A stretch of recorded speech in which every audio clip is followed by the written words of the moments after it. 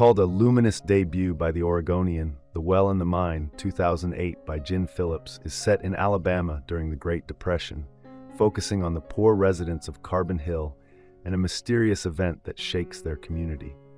The story begins with a haunting image. Tess Moore, a young girl, is sitting by her family's well after supper, a habit she often indulges in. On this particular evening, however, she witnesses something that changes everything.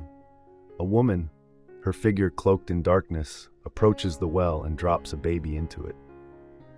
The shocking act sets off a series of events that expose the racial and societal tensions of small-town Southern life in the 1930s.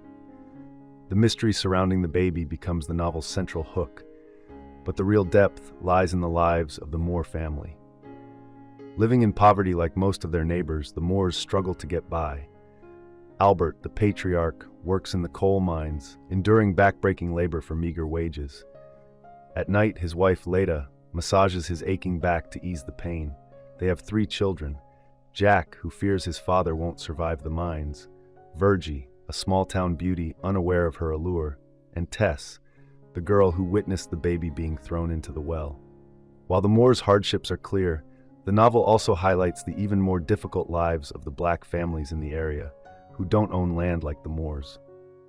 This stark racial divide is revealed through Tess and Virgie's determined search for the identity of the woman who committed the crime.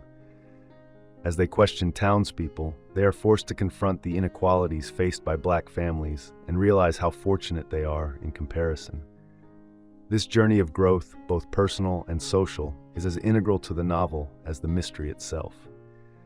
Eventually, authorities recover the baby from the well, but tragically, it is dead.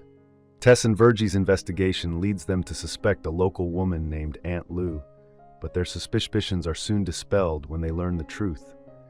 The baby was already dead when it was dropped into the well. Aunt Lou's intention was not malicious. Rather, she sought to baptize the baby, hoping to save it from eternal damnation since it had not been baptized in life. Aunt Lou confesses her motives to Tess and Virgie, leaving them with a moral dilemma. Though they feel the weight of revealing what they've learned to the authorities, they ultimately decide to keep the secret. They are deeply moved by the extreme poverty that plagues Aunt Lou's family, including the baby's mother. Through this experience, Tess and Virgie learn 2 crucial lessons. The first is that not all tragedies have clear perpetrators.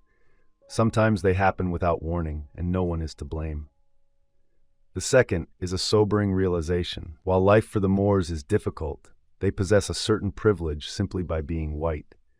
They own their land, and as a result, are better equipped to survive, whereas the black families in town, despite working just as hard, face even greater hardships. For his part, Albert comes to terms with his own prejudices after forging a connection with Jonah, a black patriarch in the community.